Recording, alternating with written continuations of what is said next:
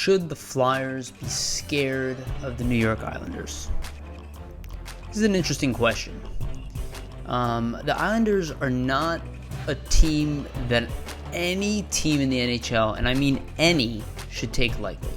I will make that very clear.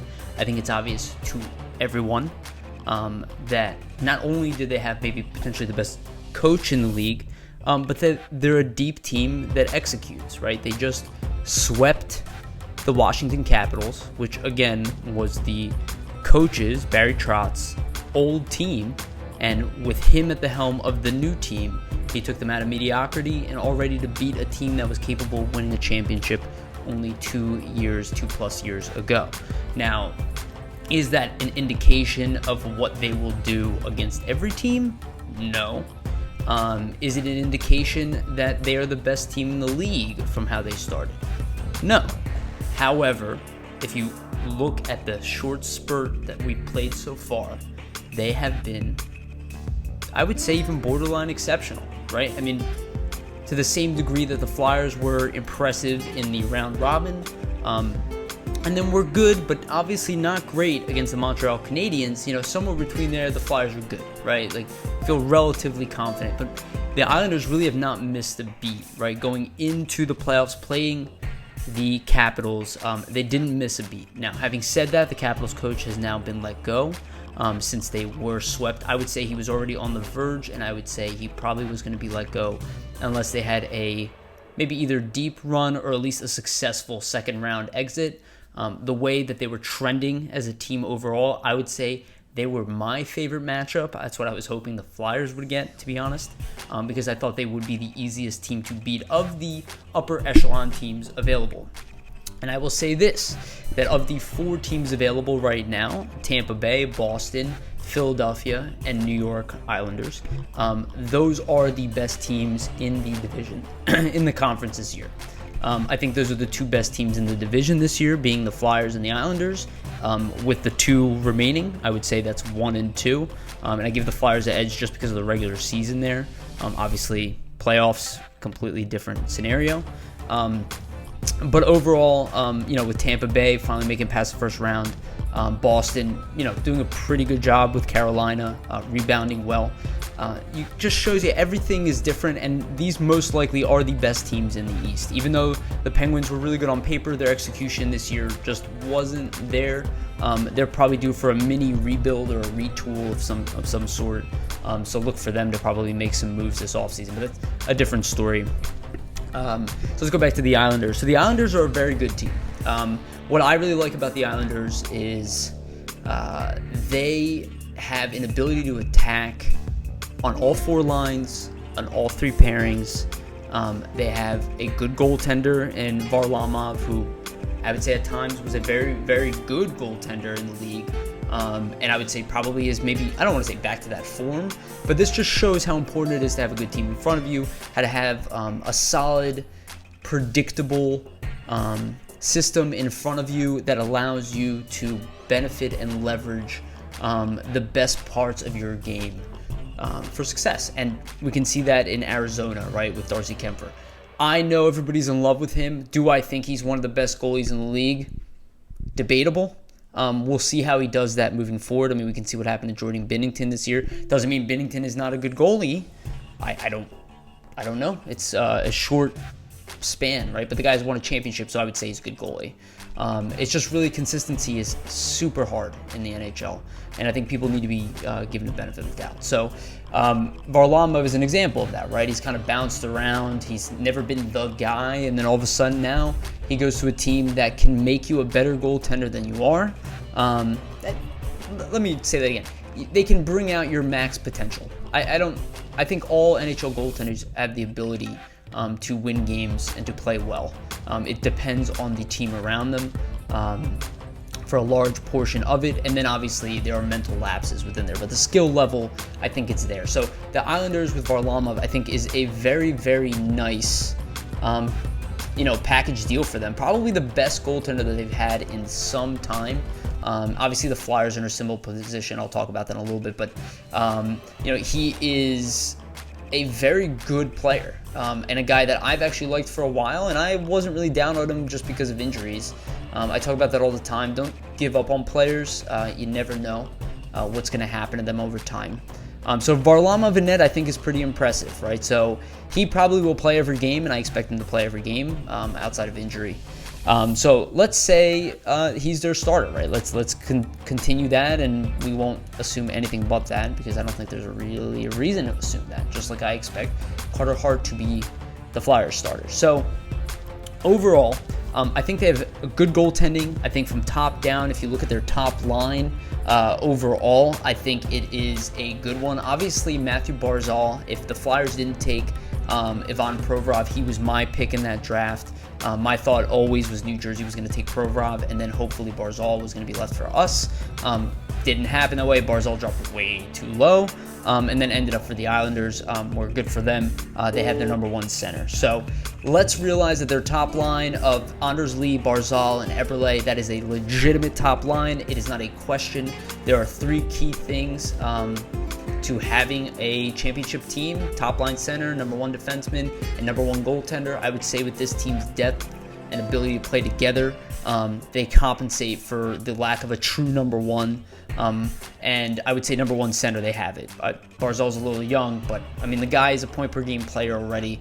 He has an elite skill set. If he can't stop you defensively, he's definitely going to come at you the other way. I would say legit top line center, and will probably continue to get better. Anders Lee, obviously their captain, and also a very good top six forward, physical, has it all. Jordan Eberle, very good complementary scorer, top six forward, has a history of being good, has a history of succeeding in tough places, playing for Edmonton. Then second line, Beauvillier, Nelson, Bailey, also very strong second line. All of the guys have the ability to put the puck in the net. Beauvillier is kind of a rising star, probably will be a top line player for them in the future. And then Brock Nelson, solid as always. Again, you just look at Nelson, you got Hayes, Barzal, you got Couturier, right? We match up well. Now, John Gabriel Pajot, their third line center, that is, I would actually say, an advantage they have above us. If we had Nolan Patrick in there, this is a whole different scenario. Flyers win that matchup now. I would give them the edge, right? I mean, Grant is a good centerman, but he's not going to be as good as John Gabriel Pajot, and it shows. This is the team's skill set here, is they do have depth. The Flyers, healthy, have the deepest team in the East. Pretty confident in that. I would say the Flyers would be the clear-cut favorite if Lindblom and Patrick were playing in this series. It's too much high-end power for most teams to deal with. I would still say that this would be an interesting series regardless. I don't think this team really needs more talent to be competitive. And I mean the Islanders. So they're going to come at you regardless. Brassard, Komarov, both didn't have the best of years, but also good players in their own right. A playmaker in Brassard. Komarov will be a grinder. He's going to wear us down. Didn't have the best year for him, but that's not necessarily what they need from him. And then their last line is very physical with Martin, Cizikas, and Ross Johnston. I don't know if that'll be their final lineup for the next game, but that is a serious offensive unit that can attack on all lines. So where the Flyers have the benefit of doing that, so do the Islanders. So this will have to be a mistake-free hockey game. Might look like that at times. It could get boring. I suspect game one might not be as boring as people think, and then they'll probably settle in over time. And then, with the D, they have Palach and Pulock in the top pairing. I think Ryan Pulock is a very good young defenseman. The thing is with their D is that they rotate everybody. They're very role heavy. They don't have a 25-minute defenseman. They don't need to do that. But they have defensemen who can do all, right? They're all two-way. They all have the ability of putting up points. They have Andy Green back there. They have Boychuk, who's obviously out, but they have Nick Leddy, right? They have the experience and they have the youth, right? And that doesn't include Noah Dobson, Oliver Wahlstrom, who they have, right? So this is not that different from the Flyers. So a lot of the benefits that the Flyers have here, we lose some of that here. And that's why coaching, again, They might have the best coach in the league, and again, it's a debatable statement, but let's just say recently the best. Flyers also have an exceptional head coach with 2 other starting head coaches to back him up. So it's a very even series here. And if you guys check out the Hockey Guy, he kind of goes through this as well. He gives the edge to the Islanders on the offense, and the defense gives the edge to the Flyers in goaltending. I do not agree with that statement. I don't really think the edge here matters at all, and I would say that even with the other teams available. I am not more scared of the Islanders than I am the Tampa Bay Lightning or the Boston Bruins. I would actually say that the Boston Bruins are still, in my mind, the biggest threat to win the East. They are somewhere in between the talent level of the Tampa Bay Lightning and the New York Islanders with the same attention to detail that the Islanders bring. I think they will take Tampa Bay to 7 if Tampa Bay plans on leaving that series in one piece.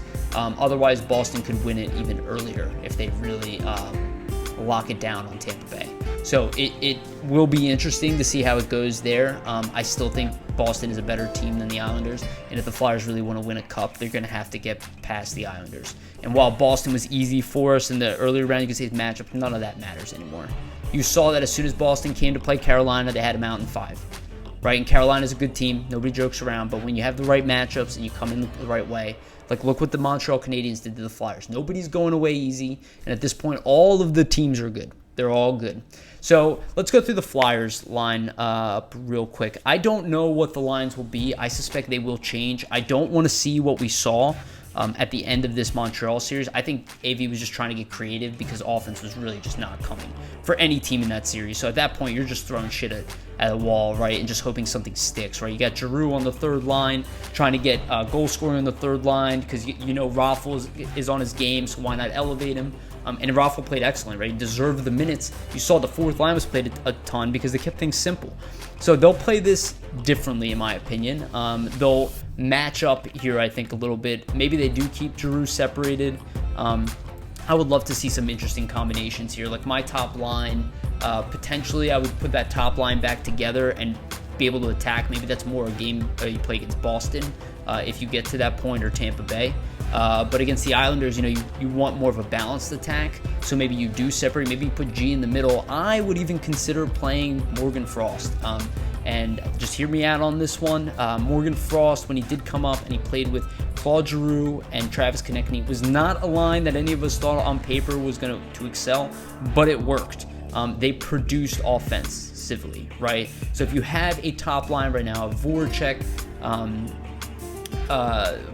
Couturier, and Raffl, gives you an option to put together that second line again, separate Konechny from Hayes, maybe put Hayes with Farabee and Lawton. That's your third line. You match up against Brock Nelson maybe with that line because of the size, and then let the Giroux line kind of match up against that third line of Komarov, Pajot, and Derek Brassard, right? And at that point, the Flyers can start winning some of these matchups potentially. It's going to be a tough series. There's no doubt about it. The Flyers still have JVR sitting there for maybe a fourth line role or a third line role. It all depends on JVR. At this point, JVR's skill set is high enough to be playing on the top line. But if he wants to play in the lineup, he is going to have to be hungrier. And I know that that's what they're talking about. It's not a skill thing. It's not his brain. It's nothing like that. I think it's quite clear that JVR needs to realize that if he doesn't play like a grinder, that his career is in jeopardy. And I would say that openly because he won't be able to be a goal scorer forever, and he has really good size and strength, and he needs to be hungrier, because if he can combine both of those together and then still put up 15, 20 goals later in his career, nobody's going to be questioning that contract. But if you can't play with that physical tenacity as your numbers drop, I mean, it's not going to be a pretty sight. So coming down to it, I think the Flyers should get creative in the top lines. But we'll see. If they go right back to what they started the playoffs with, I'll be happy with that as well, actually. The defensive pairings should get interesting. I expect them to go back to what they know and just try to tweak some stuff, because, again, it's about perfection, not so much about finding the perfect combinations right now. But But if they do want to change stuff up, I mean, I put this on Twitter as well. I think it would be interesting to play Sanheim and Provorov together as a top pairing. Maybe drop Niskanen down to play with Ghost. Play Haig with Myers. Maybe mix stuff up. I mean, I know Myers and Sanheim played really well together, but every round will be different. And I would even consider Myers with Provorov if he's up for it. I've been talking about it for a while. I think that's a pairing of the future, not Sanheim like everybody anticipates, because I think Myers is going to take that top spot on the right side, and I think Provorov will hold that top left side. You keep Sanheim as the number 2 or the number 1 on the second pairing, right? And then you can complement him with other defensemen. So maybe Niskanen will drop down and play with Sanheim. I mean, who knows? Let's get creative if we have to, because this team is going to be very different to play than probably any other team. I don't expect the games to be boring, but they could get boring.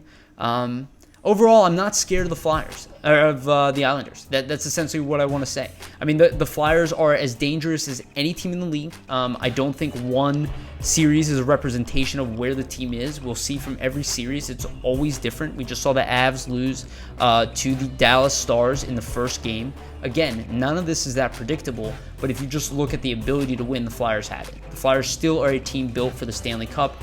If they get back to the play that they had prior to the Montreal series and get closer to that game, the mistake-free, confident from shift to shift, not flinging the puck out of your zone, not panicking, not making bad plays.